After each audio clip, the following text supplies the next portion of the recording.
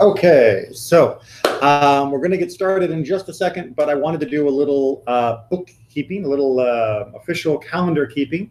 So this is our last meeting for May, of course, but it also we're not going to be meeting in June because I'm not going to be around on any Thursdays in June.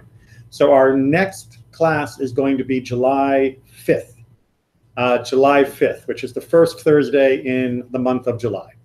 In the meantime, of course, come to services, enjoy all the other things that are going on. If you haven't been to our congregational meetings, we have one on, what is it, June 10th, June 11th, something like that, June 10th. Come, and it's a nice way to see how the community gets together and talks about issues and things like that. So it's a good thing to experience because, as you know, Jewish community is very important to Judaism. It's not just about me and God, it's me, God, and the rest of the Jewish people and the rest of the human race. And that will give you a chance to also get a feel for how well or not well we use our words, which is my transition to today's topic, which is the power of words. Judaism has a lot to say about what we say. Judaism cares a lot about our speech. And I'm not talking about learning Hebrew, which is good. I'm not talking about being able to sing great, which is also nice. I'm talking about how we choose to use our words. And that is broken down into a lot of different types of damaging speech, of things we don't do. And we're going to go through each of these, so don't worry about the translation yet. But there's rechilut, lashon hara, sheker, motzi shem ra, and onat devarim. And we're going to break each one of those down into its pieces to explain what they mean. So rechilut. Rechilut is usually translated as gossip. But gossip in English is a very broad term. So rechilut is a little bit specific. This is the sharing of news and information about others when it is not needed and it is not meant to be harmful or insulting. All right, so we're going to change all of those things for the other definitions, but for rechilut, for just regular gossip, this is prohibited in Judaism, right? In Leviticus it says, you shall not go up and down as a gossiper among your people, right? It's chapter 19. It's just not what you're supposed to do. So, for example, did you hear the Cohen's got another dog? If you don't have a reason to be sharing this with someone, if this is not something the Cohen's asked you to share with other people, keep your mouth shut. Talk about yourself if you want. Talk about your life, your activities, or whatever. If the Cohen's have a new dog and we're going to throw a party to welcome the new dog, sure. You want to have a baby shower for somebody? Sure. You want to have a wedding, that kind of celebration? Then yes, you can share the information for good. But if you're just sharing it for chit-chat, pick another topic, right? That's what we call rechilut. Is that fairly clear? Yes. All right. Now, for a lot of people, that wipes out about 80% of their conversations because human beings love to talk about other people. It's how all the magazines make their money. It's how a lot of the TV shows make their money. It's why everybody wanted to watch the royal wedding in England, even though it's not our prince, it's not our country, but people just wanted to talk. What are they wearing? What are they doing? Is this person going to be there? Is that person going to be there? But as we're going to talk about later on, all of that is chipping away at the whole community.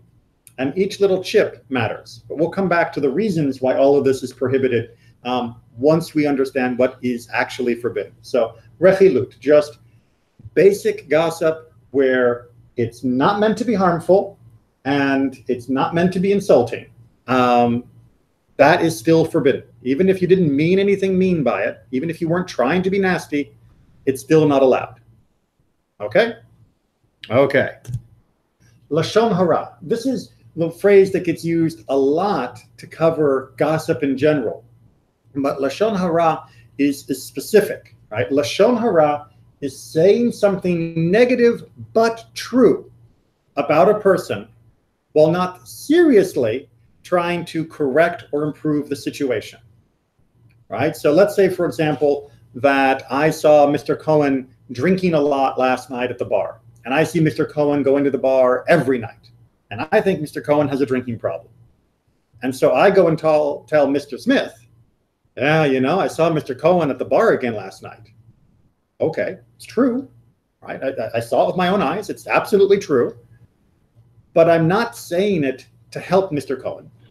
In fact, I'm probably saying it to try and get a little dig on Mr. Cohen. Now, if I talk to Mr. Smith and I say, you know, I saw Mr. Cohen at the bar again last night. He goes there a lot. Maybe we should get together and see if we can find a way to help him. Now we're getting closer to correct conversation. We're going to talk about the exceptions to some of these rules of what we don't do. But in general, even if it's true, you don't talk about it if it's negative and harmful to someone else. And Lashon Hara is worse than Rechilut. Right? So saying the Cohen's got a new dog when there's no reason to talk about the new dog, that's not as bad as saying Mr. Cohen is going to the bar every night. That's a worse level because you are harming the person's reputation and you're doing it without trying to help them. In English, we don't really have a great word for this, but denigration is a pretty good English word, right? You're tearing down the person's reputation, even with truth, and it's not allowed. And this is still based on Leviticus 19, the same idea. But if regular conversation and gossip is bad, then negative and hurtful conversation is even worse. So they're both prohibited from the same verse. Okay. Sheker. Sheker is straight up lying, right? So Rechilut and Lashon Hara, those are true sentences. Mr. Cohen did really go to the bar. Mr. Cohen really did buy another dog. Sheker is lying when it's not true at all, right? Not maybe, not kind of, it's just false. An actual lie that you knowingly spread misinformation about a topic or a person, right? So you know Mr. Cohen is not going to the bar every night, but you tell Mr. Smith that he is. That is sheker. That is a straight up lie that you are saying. If you're not reasonably confident that your information is true, keep your mouth shut. Right? Don't share it with someone else. I heard a rumor that so-and-so is going out with such and such. First of all, why are you talking about who's dating who at all? Second of all, if you only heard a rumor and you're not sure if it's true, shut up. Don't share something unless you're 100% sure that it's true. And then you still have to have the right reasons for sharing it in the first place. So sheker is very important, and it's based on Exodus 23, right? Keep far away from anything false. So an example, if you're not telling a joke, right? Penguins eat whales. That's a lie. If you go to like a little kid and you say, oh, did you know penguins eat whales? You just broke a mitzvah. Now, if you're saying it's a joke and the kid's going to laugh and you're being a clown, okay, fine. That's good, as long as everybody knows it's a joke. But if you say it seriously and the kid takes it seriously, it's a problem. Same thing, the USA is the biggest country in the world. You know, there are people out there who might believe that. A lot of people have never left the US. A lot of people don't really look at maps. And you could make them think that. And unfortunately, a lot of people say a lot of things that either they know are false or they're not really sure about, but it sounds good. And so they say it anyway. And all of that is prohibited as being sheker. Clear? Okay. Motzi Shem Ra, right? Motzi Shem Ra literally means the bringing out of a bad name. Now, this is a type of lying. It's a special type of lying where you damage another person's reputation or livelihood, right? So remember what I said about Mr. Cohen. You know, if I say, oh, Mr. Cohen, he's having an affair, but it's a lie. Okay, that's different than Lashon Hara, because Lashon Hara is when you tell the truth, but it's negative. Motzi Shem Ra is when you tell a lie about a person and you're doing it that will hurt their reputation. So if I say Mr. Cohen is having an affair and now everyone's like, oh, I heard Mr. Cohen is having an affair. I thought he was a nice guy, but if he's running around and cheating on his wife, that's Motzi Shem Ra. I'm giving him a bad name. And that's only when you are actually lying. So it's a type of sheker. It's a type of lie. So it has to definitely not be true. And this is the worst of them because you are lying, which is against Exodus 23. and you're gossiping, which is against Leviticus 19. So you're breaking two things at once. So if I heard Mr. Levy hits his wife. If that's not true, Motze Shem Ra. If it is true, Lashon Hara. Unless you're actually trying to help his wife and get him to stop doing what he's doing. Again, we'll talk about those exceptions. But in general, yeah, that would be Lashon Hara if it were true. It's Motze Shem Ra if it's false. I heard Company Q is going bankrupt. Assuming it's not true, that is Motze Shem Ra, right? And that is putting a bad reputation for a company, which is going to hurt the people who work for that company. If it's true, you're absolutely allowed to talk about business, especially if you need to talk about business, right? Like, if oh, you don't want to buy from that supplier, they're going bankrupt next month, and I know this is true, then that's helpful information, and that's okay. But if you don't know it's true, or if you know it's false, we don't say it. Clear? Yes. Okay, it is fairly clear. What gets a little bit less clear is a special category that Judaism talks about that's called ona'at devarim, which literally means wronging with words. Now, this is not gossiping, and this is not telling lies about someone else. This is a special type of misleading conversation where only the speaker really knows what's true, right? So if I tell you, that if I tell you, Mr. Smith is going to sell his house, I think he's selling his house, but he turns out he's not, I can simply say, oh, but that's what he told me. How do you know if I'm telling the truth or not, right? It's something that is only known in my heart. And that's why in Leviticus 25, this is specially listed as one of the things that it says you need to fear Adonai, right? Because only God can fix this, not the courts. There's no way to handle ona'at devarim with a court. The only thing that will handle it is you and God. Some examples. There's a very famous section in the Talmud that talks about this. If he himself is a convert and comes to learn Torah, do not say to him, shall a mouth that ate forbidden foods, abominable and creeping things, now come and study Torah, which was uttered by the mouth of God himself? Okay, so that sounds almost like a compliment, right? Look at this guy. He's coming. He's learning Torah. And would you believe just last year he was like a terrible idol worshiper who used to eat horrible things? I'm kind of complimenting him by saying now he's studying Torah and he's come so far from where he was. But I'm also kind of twisting by reminding people of his past, of what he used to be like. That's not exactly Lashon Hara. It's not exactly Motze Shem Ra because I'm not lying. And it's not something that he could take me to court because I was saying, because only I know whether I meant that as a compliment or whether I meant that as a dig. And so this is something that the Torah tells us we have to guard ourselves on to make sure that we don't say things like this that could very easily be hurtful without it being obvious and actionable in court. Other examples. If he suffers afflictions or of disease or has buried his children, do not say to him, as Job's companions told him, is not your fear of God your confidence and your hope the integrity of your ways? Remember now, who that was innocent ever perished. Job's friends are held up as an example of bad friends, not because they're evil people, but because they give him bad advice and they give him bad comfort. He's lost his family, and they're basically saying, well, you probably deserved it, right? Because God is always just, and so if your kids are dead, it must be your fault. Not helpful. Now, did they mean to hurt him? Probably not.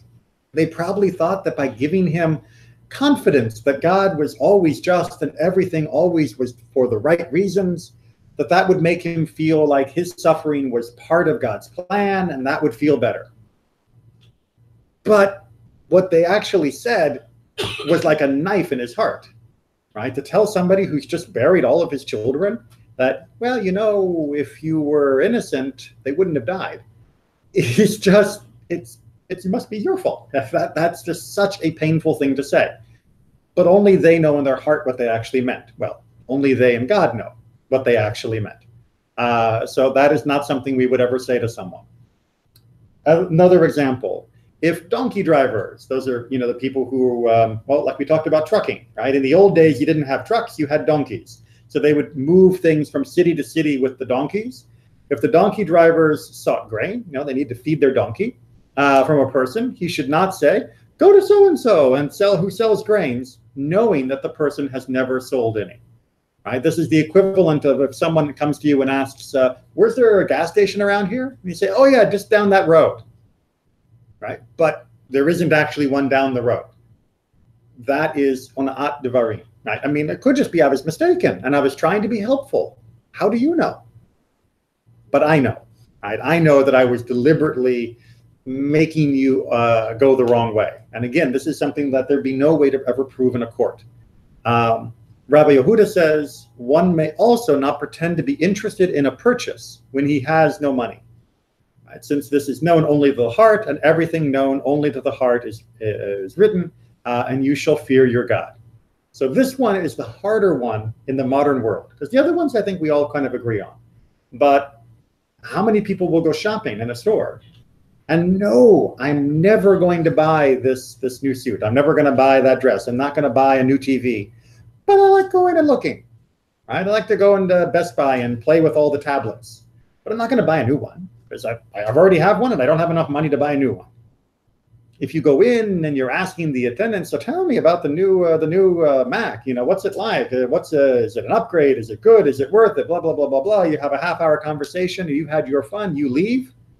Ona'at devarim. Right? You have basically tricked the person into wasting their time working with you, helping you, and you never planned to get it. But since your plan is only here, there's no way for anyone to know. So what's he going to do? Complain after he's told you everything? But I wasted a half an hour on you. It's like, well, yeah, but I decided not to buy it. How does he know you never planned to buy it? Only you and God know what your actual plans were.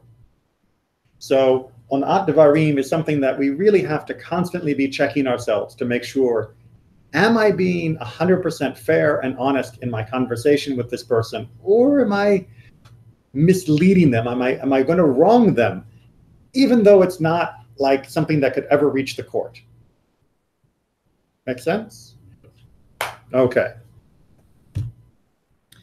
And then there are things that aren't exactly prohibited. It's not breaking a commandment, but you still shouldn't do it. And we call that generally avak lashon hara. Avak means dust. So it's kind of like, you know, on your pants, you get like a little bit of schmutz. They're not actually dirty, but there's just a little bit of dust on the edge. It's just almost dirty, right? It's almost bad. So what does this count as? Well, Rambam in Mishnah Torah, Hilchot Deot, says you shouldn't say to someone, or if you say to someone, you should stay like you are now, right? That is avak lashon hara. Now, why is that? Because are any of us perfect? Right? Do any of us actually have the moral character, the proper behavior that means everything we do is 100% right 100% of the time? No. So if you tell somebody you're perfect, you're basically telling them either they can never be better or that they shouldn't try to be better, both of which hurts the person, right? And now they won't try to be better. So yeah, in Judaism, we consider that not to be a compliment. Or if you say, don't ask me about him. I don't want to say what happened. And have you ever had somebody say that to you? It's like, so tell me what happened with the boss. I don't even want to talk about it. And because by saying I don't want to talk about it like that, you're saying there is something bad, but I'm not going to tell you, but you're still going to think something bad is going on, right? It's the games people play. And I feel sometimes better knowing that for the last 3,000 years, humans have been still playing the same games. Because you can hear people say these kinds of things even now. Like my neighbors, if I told you what my neighbors were doing, you wouldn't believe it. But don't ask me. Why did you bring up the subject? Because this way I could damage their reputation without actually saying something. Exactly, which in some ways is worse, because if you say nothing, then there's no way for them to check whether it's right or wrong. But because you didn't officially say something, you didn't officially break the commandment, but you're still wrong. It's still the wrong way to go. You're still dirty. That's why we use the term avak. And then the last case that he talks about, well, there's more in Rambam, but this last one for this is anyone who praises his friend in front of those who hate him. Right? So let's imagine that I know that they're enemies, right? That you don't like him. Just imagine, and I say to him, "Isn't he the nicest guy ever?" What's going to happen? Right? She's going to say, "Him? Oh, he's a da da da da da da." Now, I didn't say anything wrong. I complimented him, but I complimented him as bait that led to someone else now saying an insult.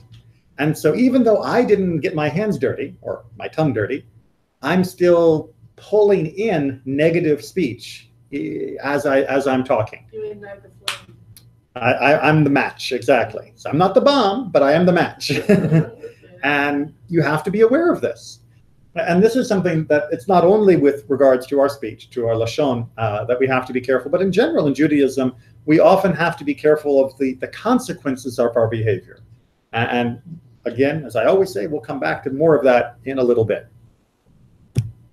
Okay, so let's talk about why Judaism is so careful about these things. I should point out, Judaism is very careful. Not every Jewish person is very careful. There's a difference. Just like, there are some Jewish people who are very careful about keeping kosher, and there are some Jewish people who like ham and cheese sandwiches.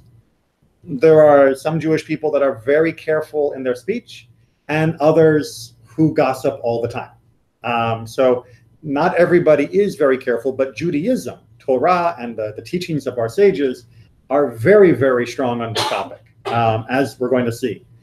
So first, from the book of Proverbs, Mishle, death and life are in the power of the tongue.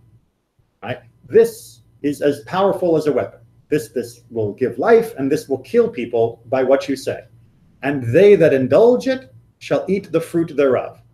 This is kind of like the English phrase, live by the sword, die by the sword. If you go around spreading gossip and you go around insulting people, eventually it's going to come back and get you. Right? If you make gossip your life, someone will eventually gossip against you, and it's going to come back to hit you. And then Psalms, they also mention, who is the man who desires life? Chafetz Chaim, which is why the famous book on Lashon Hara was titled Chafetz Chaim, of desiring life. Who loves days of seeing good, guard your tongue from evil and your lips from speaking deceit. Right? If you want a good life, if you want that to be your path, watch your mouth. Right? Watch the other parts too, but this is where most of it begins. In fact, Chafetz Chaim, who wrote literally the book on Lashon Hara, he said that the biggest problem facing his generation, which was about 100, 150 years ago, was gossip. He said, we don't murder each other. We're not all running around having affairs. There isn't a lot of idolatry going on. But what we do is this, and this is killing us. Because we consider this to be a very damaging part of the community. Right? Rashi to Leviticus 19, which was the phrase that said, don't be a gossiper. When it says, you shall not go about as a gossiper, what does that mean? I say that since all who start quarrels and speak Lashon Hara go into homes to see what evil they can see, or what evil things to tell in the marketplace, they are the same as those who go about spying. Right? Meraglim, they are spies. because it's like they're looking for juicy information, because they want to be able to go and tell other people, to stir up anger and drama and all of that. And he says, it's not just that they accidentally hear something of, oh, I heard that, look, there he is, he's having an affair. Wow. Oh, well, I guess I'll go tell someone. They're hoping to see these things. They want to find out this information. They are like spies, digging through the files of everybody's life, hoping to find their secrets so that they can share them and cause the drama. But the drama is great on TV, but it's terrible in real life, because it tears apart families, it hurts friendships, and it can destroy whole communities. So that's why he connects it to like being a spy. Proverbs as well puts this as a very high level.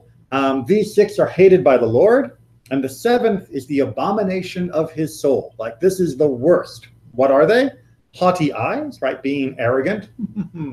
A false tongue, lying. A hand spilling innocent blood, a murderer. A heart plotting vain thoughts. You're planning all sorts of stupid things. Feet hastening to run to evil, right? When you don't just accidentally do wrong things, but you're eager to do bad things.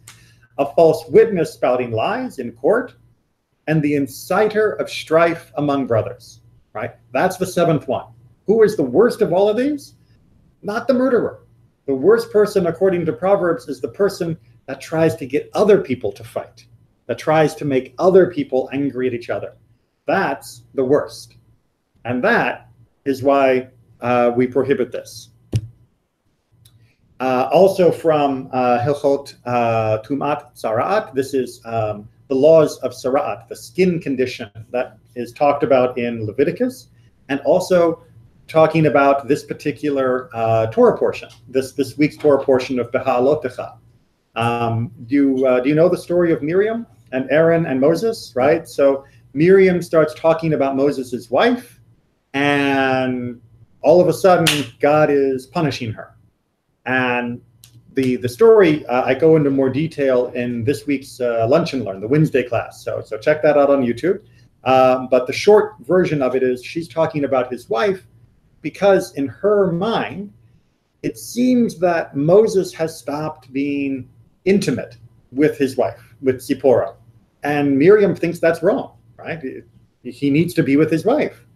And so she talks to Aaron about it, of like, hey, I heard that Moses isn't with his wife anymore. Isn't that terrible? And that's the conflict. As Rambam points out, think about what happened to Miriam, who spoke about her younger brother, for whom she had risked her life to save from the Nile, right? So we know she loves Moses. We know that they're family and close. They're not enemies. And she didn't even speak negatively about him. She's just like sort of wondering, I don't understand. Why is he not with his wife anymore? Other than to compare him to other prophets. We're prophets. He's prophets. We can still have sex. Why isn't he having sex? Right? She's just comparing almost innocently what's going on. And Moses himself didn't even mind, because in the parasha it says that Moses was very humble. He didn't seem to care about all of this. Still, she was still punished with Sara'at. So we have to understand, all the more so for other wicked and foolish people who speak all types of haughty and pompous words, right? Who say all the sorts of stupid things in the world. Anyone who wishes to improve should stay away from such people, right? So what Rambam is saying here is the story of Miriam teaches us that even a good person who's not doing it to be mean can sometimes mess up badly. So imagine bad people who are trying to be mean. Just stay away. Just stay away. Okay.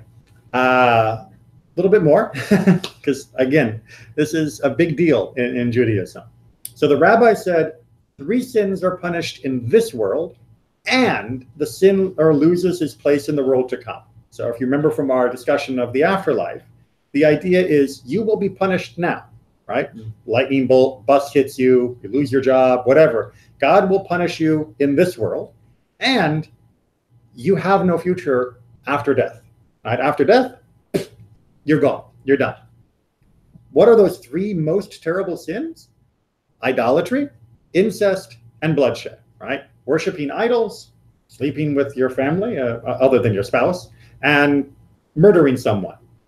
And Lashon Hara is equivalent to all of them, is equal to all of them. And so if you want to know how bad this is, it's equal to all of them. Now, yes, of course, we know that the court is not going to execute you for speaking Lashon Hara. But if you commit murder, it would. But as far as the spiritual damage that you do, Lashon Hara will damage your spirit every bit as much as actually murdering someone might do. And furthermore, the rabbi said that Lashon Hara kills 3 people, right? It kills the speaker, the person who's talking, the receiver, the guy that's listening, and the person that is being spoken about, the other person. And the receiver more than the speaker, meaning somebody who listens to gossip, it's even worse than the person who says the gossip. Because the listener, all he has to say is, I don't want to hear. Right? I'm sorry, that's Lashon Hara. I don't want to hear. And everything is done. It's like the old saying that if people wouldn't buy stolen property, nobody would be a thief. Right? The thief does it because the thief needs the money, they need food or need whatever. The person who buys the stolen property does it because they want the discount. It's the person who buys that's morally worse than the person who steals. It's the person who listens to the gossip that is morally more damaging than the person who is actually giving the gossip. Because all the person who's listening has to say is, no, thank you. And then gossip is gone. No one would share gossip if everyone said no.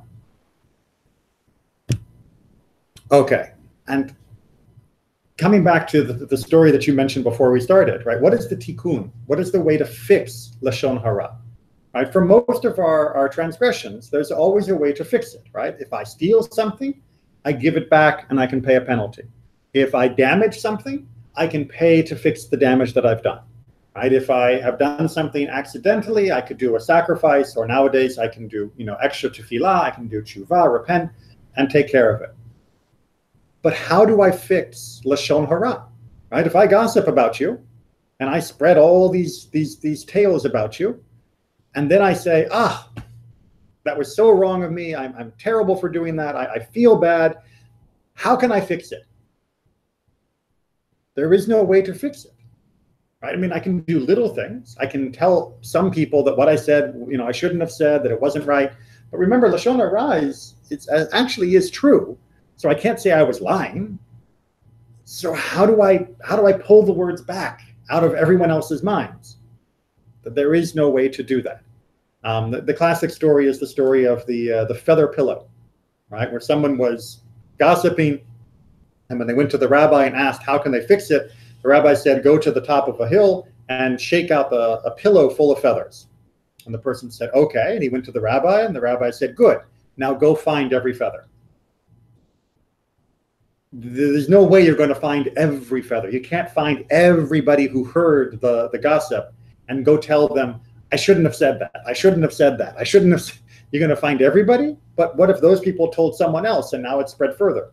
It's just not possible, which means don't do it in the first place. Okay. But there are exceptions, right? There are times where we do have to talk about other people. We don't live in a cave. We don't live in a box. We do sometimes have to share information. So when is it okay? Well, as the Chafetz Chaim says, for the real concern of the Torah in forbidding evil talk, Lashon Hara, even when true, was the evil intent involved in wishing to disgrace our fellow and enjoy his discomfiture, right? So the reason why the Torah prohibited all of this was because it knew that the reason we normally do it is because we're trying to be mean, which means the first step is checking your own intentions, right? Am I trying to be mean to this person? Am I trying to hurt them? Am I trying to damage their reputation? Am I trying to make myself look better compared to them? If any of that is yes, then absolutely stop there, you're done, right? If your intentions are not pure, then you don't get to do it. You're just done. So once that's clear, you can speak gossip in certain circumstances. And again, Chafetz Chaim does a nice job of summarizing the seven conditions. And you have to have all of these, right? It's not one of them. You have to meet all 7 conditions. 1, the information must be seen by the speaker or be known to be true, right? So you can't say Lashon Hara if maybe it's true, right? Like take the example of somebody having an affair again, right? I think they're having an affair because I saw them at the cafe together and they were holding hands. That, I did see that, but I can't swear that they had an affair, right? I can think that maybe that's what's going on, but maybe they've done nothing yet. Or maybe they were holding hands because one of them was very sad and the other person was trying to help. There are other explanations. So before I can speak, I have to actually know that it is absolutely true, which means either I saw it and I'm only saying what I saw, not what I think, but what I saw, or I know that what someone has told me or shared, the information, is absolutely true. 2, the information can't be exaggerated. All right. So if I hear, if I'm an accountant and I'm looking, doing work for somebody's, and I'm looking at their finances, and I see that they're almost out of money, right? They're almost bankrupt. I can't say they're bankrupt. I would have to say they are almost bankrupt. I can't make that exaggeration. It has to be completely correct, not a little bit extra. Because we know that when we tell stories, we like to always add a little extra spice, right? If it was, somebody saying, oh, there were these, 15 guys that tried to take my wallet. Like, no, there was actually 1 guy, but 15 sounds better. And maybe he wasn't trying to take your wallet. Maybe you thought he was trying to take your wallet and he never actually said anything to you. It's like, yeah, I was walking home and as I was walking home, there were these guys and they were following me and they were going to mug me, but I got into the subway and I was safe. It's like, well, did they actually mug you? Were there actually a whole bunch of guys? Or was it like 1 guy walking behind you and you felt scared and so you made a whole story and now you're making this tale? So it has to actually be true, and it can't be exaggerated. The speaker should be sure that the news breaks Jewish law, right? So again, the story that you mentioned earlier on about the somebody who saw a rabbi take 2 apples from a store without paying. That person thought that what they were doing broke the law, but they never really checked to see what was going on. Maybe the rabbi had paid in advance. Maybe the rabbi has credit at the store. Maybe the person had already told the rabbi to take them as a gift. If you don't know that what actually happened is actually breaking the law, then you don't have a place to actually speak. And notice again that what's going on has to be a real violation, has to be a real problem. It can't just be interesting. There has to be a problem that needs fixing before you start talking. As I mentioned before, the speaker must have pure intentions, right? You have to be doing this only to help the person or to help other people. You can't be doing it because it makes you feel big. You can't be doing it because you hate the other person. You have to be doing it only to help them or to help others or the community. It has to be for only good purposes. 5, the speaker should first go to the sinner before speaking about him to others. Right, so we'll go back to our apple stealing case, right? So you go to the rabbi and you say, Rabbi, I noticed that you took 2 apples. Isn't that wrong? And then the rabbi can explain if there was a real problem or if he really did something wrong. And yes, rabbis do things that are wrong. The rabbi can say, you know what, you're right, I shouldn't have taken them. And then the rabbi can go take care of what he had done wrong and fix it with the store. But you start with the person. You don't start with someone else. Now, obviously, if the person is dangerous or something like that, then of course you don't need to go risk your life to tell them, are you planning on shooting people? that you don't need to risk. Yeah, that you don't need to risk. 6, if the purpose can be achieved in a way other than speaking, that should be tried first. So again, talking about the apple stealing, if there's a way to hint that you know that something happened might be wrong without actually saying the person did it, then it'll help them fix it without actually having to gossip about them. So apple case again, you saw someone take 2 apples, and so you are upset about this. You want to make sure that what they did was wrong. You want to make sure that they fixed what they did. And so you're walking past them, talking to your friend, and you say, yeah, I remember when I was a kid, I stole something from my neighbor and I felt really bad about it. And the best thing was I took it back and everything was okay. They forgave me and it was all good. I'm so glad I learned not to steal, right? So you talk about it without talking to the person or talking, to anyone else, and no one knows who you're talking about. The other person doesn't even know that you know. It's just a coincidence that the topic came up. And now hopefully it will convince them to fix what happened without you having to gossip about them. And 7, the speaking should not cause more damage to the person that you're talking about than would have been decreed in a court. So again, our apple case is perfect for this. So let's imagine you see somebody steal 2 apples, and this person is going to go to jail for 15 years if they get caught stealing apples. You don't go to the store owner and say he stole 2 apples, because if the laws in your country are really, really bad, then you have to say, look, the penalty for what he did is going to be $10, $15. But the penalty, because of our weird laws in this country, if you lived in Russia or if you lived in Germany during, the last century, I'm not going to go and tell, I'm not going to share this information if it will hurt that person more than the actual crime they committed, than the actual problem they did. So there is a balance of damages, and that means you can't damage them more than the damage they've actually done. And that one can sometimes be hard to figure out, which is why sometimes you have to talk. And it is fine to talk to a rabbi confidentially to find out whether you're allowed to talk about someone else officially. So there are these exceptions for gossip. And if all of these are okay, or indeed if you're doing it specifically to help someone and you know that it's allowed and okay and permissible. For example, we've talked before about, it's 8 months along in a pregnancy and everybody knows that, Mrs. Cohen is going to have a baby, and that everybody's happy and excited about that. So you want to start organizing a special baby shower. That's okay. Right? Doing it at the very beginning of the pregnancy when maybe she wants privacy, that's not okay. So there are other positive reasons why you can share.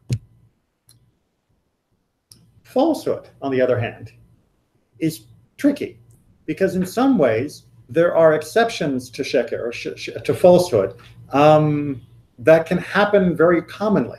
That is to say, although Judaism says we don't lie, as we mentioned from the book of Exodus, there are exceptions of when it is okay not to say 100% true things. But every time we do that, we have to be thinking very carefully. It shouldn't just be casual, right? We shouldn't just lie because, oh, yeah, whatever. But there are times when we can. So for peace, for privacy, to avoid embarrassment, or to avoid undue trouble to others. Examples.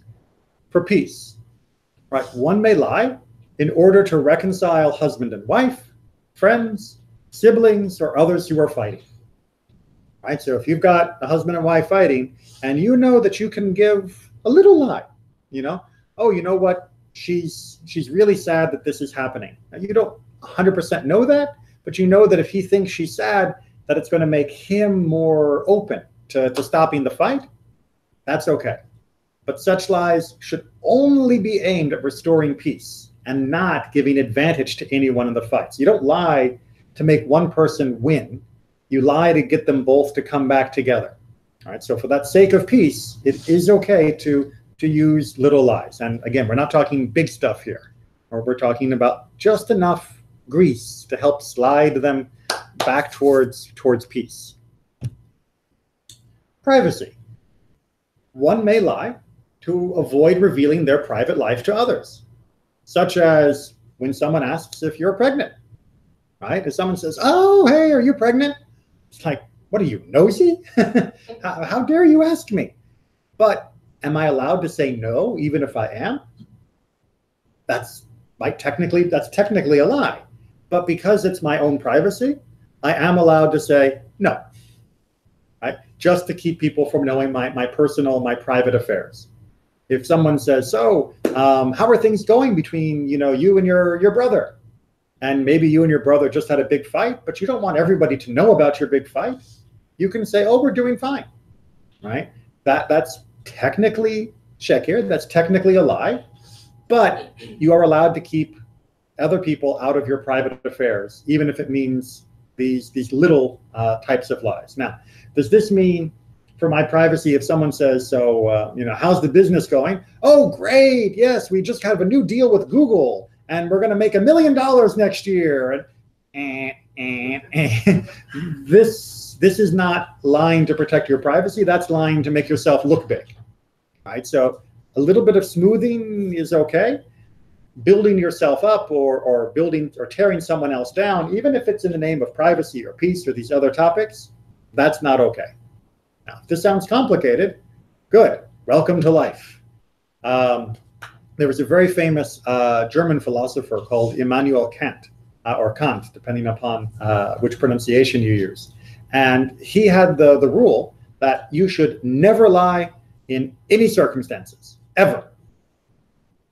And as people explain, that's a dumb rule, because there are lots of reasons why you might need to. The classic example, the secret police are coming and they are hunting for an innocent person, and that person is hiding in your basement, and they knock on your door and they say, are they here? Are you going to say yes because you want to say the truth? Or are you going to say no so you can save the person's life? You lie. You lie to the corrupt police. You can lie to a corrupt government if it will save someone's life. And you're not breaking Torah by doing that. You are actually saving a life, which is more important than being honest to those that are corrupt. But remember, as I said a few slides ago, in all cases, the decision should not be treated lightly. You still have to think about it carefully. You still have to choose which in this situation is more important, telling the truth completely straight or giving a little bit of smoothness for something that is even more important right now. You can't just do that automatically. You should never just become used to lying whenever you feel like it. It always has to be a very clear decision, even in cases of embarrassment, both your own embarrassment or someone else's embarrassment. Right? So one can lie to avoid embarrassing another person. If asked, hey, where's so-and-so? You may say they are at some event. Oh, they had a meeting, or they had to go to a family event, rather than saying they're home with an embarrassing illness. Oh yes, they're home with diarrhea. Or, yeah, he's home, but he's got a really nasty hangover because he was drinking last night. That may be true, but it's embarrassing. And rather than just saying nothing, like, oh, don't ask me about it, which would still imply something bad, you're allowed to give a smooth answer that prevents the person from being embarrassing. You can also omit embarrassing details when discussing someone's past, right? So, the person asks you, so what did they do before they moved to Orlando? And you're going to say, oh, well, actually, he used to be a car thief up in Detroit. And he was in prison for 5 years, but he's changed his life now and he's great. No, even though it's true, and even though the person asked you, you can say, oh, I think he lived in Detroit for a while, and I'm not sure what he did when he was up there before he moved here. I am sure what he did, but I'm allowed to say I'm not sure, because that way I'm not bringing that embarrassment to someone else. Getting the distinctions that are here? Yes. Okay. A very famous case of embarrassment in the Talmud deals with a wedding. All right. One recites praise of the bride as she is, right? So when the bride comes into the room, everybody is supposed to give a praise, to say something nice. And Beit Hillel says, everyone should say, a fair and attractive bride. Oh, look how beautiful she is. And Beit Shammai says to Beit Hillel, well, wait a minute. In a case where she was lame or blind, right? She comes in and, hi, everybody. You're going to say, oh, what a beauty, right? And you're obviously lying, says Beit Shammai. does one say to her, a fair and attractive bride? But the Torah says, keep you from a false matter, which is what we've talked about of lying. Beit Hillel responds to Beit Shammai. So, according to your statement, with regard to one who has bought something poorly made in the market, should you another praise it and increase the value in his eyes, or insult it and reduce the value in his eyes, right? If I come to you and I say, man, I just bought a new car, and you look at the car and you're like, that is the ugliest car I have ever seen in my life. And I just read, that they get bad mileage, and I know that it's going to fall apart in 2 years. Do I tell you that? Do I say, man, you were ripped off. Why did you buy that piece of junk? No, because he's already bought it. And if I tell you that it's terrible, then all I'm going to do is make you feel worse. It's not going to fix anything. It's just going to make you drive around your car going, why did I buy this? Yeah. Rabbi Neely said it was terrible. Now I'm stuck with it. Blah, blah, blah. But instead I can say, wow, I've never seen a car like that before. Right? That is a very interesting color of green for the car. Because if I can make you feel better about it, then you know what? You have to live with your decision anyway. You might as well be able to feel better about living with your decision. The same thing with who you marry, right? If that person, if you think they're attractive and you're happy to marry them, because it's your wedding after all, who am I to tell you that she's ugly? Who am I to tell you that he can't dance? Right? Am I supposed to go and tell you, man, your husband, he eats like a pig? Why would I tell you this? It's just going to make you feel worse about who you're with, and you've already made that decision. You've already chosen to be together. It's not fixing anything. So instead I can say, your wife looks lovely today, right? Or I've never seen her more beautiful. That, and the last one, it actually can be true, because this might be the best that he or she have ever looked. But even if it's not true, it still is helping them enjoy the day, helping them enjoy being together and going on with their life. And as he sums it up, right, a person's disposition, your attitude, should always be to be empathetic with other people, with mankind. You should always be trying to feel what other people are feeling and care about their feelings. And sometimes we do need to cut the truth short to care about other people's feelings. Again, not for major things. When the person's asking you, to help you make a match and saying, hey, do you have any friends I can go on a date with? You don't say, oh, yes, I know this guy. He is the most handsome guy ever, and he's a millionaire. And if it's all a lie, no, we don't do that. But if they're already getting married and they say, so, what do you think of my wife's cooking? It's great. Even if it's not, you still say it's great. Because why else? What else would you say? Would you insult them and say, no, man, your wife can't cook at all? I've eaten, better things in the army. It's you don't. And which is going to bring us to our last exception, undue trouble. This is, again, not undue trouble for me, but causing undue trouble for someone else. One may lie to avoid causing unnecessary trouble to others, such as saying the food was fine to prevent a host from making more, right? So they ask you, are you full? And you can see there's no more food on the table. You say, yes, I'm full. Even if you're still hungry, you say, yes, I'm full, because otherwise they're going to go in the kitchen. They're going to find something else. They're going to try and cook something else, or maybe they can't even afford it. And then now they're going to have to give you food that they were saving for tomorrow. No, lie and say you're full, and don't make them have to suffer for your honesty. Same thing. You can say you don't need a ride because the person you're talking with will miss an important event if they help you, right? I know that you've got a really important meeting on Monday, and that I've got a chance to go to Disneyland on Monday. And you ask me, do I need a ride? And I do. Maybe my car is in the shop, or I don't have a car. And I know you would give me a ride because you love me so much. You're such a nice person. If I say yes, you'll cancel your meeting or you'll reschedule it and you'll give me that ride. I should lie and say I'm fine. Because if I say anything else, you'll change something worse for you just to help my little thing. Now, if do I need to ride to the hospital? Yeah, I tell you I need to ride to the hospital and I go to the hospital. But if it's something that I could easily do without or find another solution to. I'm allowed to think about your behavior, think about your choices, and adjust the truth to keep you from being too good to your own harm. And that interaction of considering my position, your position, and understanding what everyone will do does allow us occasionally, only in these special circumstances, to make those adjustments. Finally, in summary, from Ramban, Nachmanides, it is possible that one could be a scoundrel with the full permission of the Torah. That, in modern English, we can say, you can keep the commandments and still be a jerk.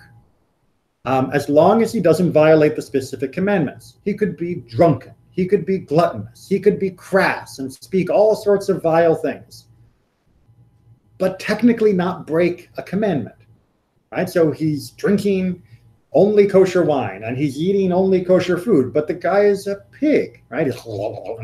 And he's just nasty, and he's always, just saying horrible things, like, the other day I was on the toilet and I was blessed. Like, oh, no, I don't want to hear this. But technically, he's still praying 3 times a day and he's still giving to tzedakah, but he's just not a nice person. So, after giving the details of all those sorts of things that are prohibited, the Torah now gives a general command to be holy, which is Leviticus 19. Speak to all the congregation of the children of Israel and say to them, you shall be holy. Kedoshim tihiyu. You will be holy, for I, the Lord your God, am holy. So this is the overarching idea, right? This is the umbrella thing to remember. Is what I'm doing, especially with my speech, is it letting me and helping me and my community be holy, or is it not? And if the answer is yes, then for those special exceptions, then yes, we can even bend those rules. But if the answer is no, then even if you're not breaking a rule, you still don't do it. Because if it's not pushing the community and yourself towards holiness, then you're moving away from God. Make sense? Okay. Now it's just a matter of practice, because that's where it gets hard.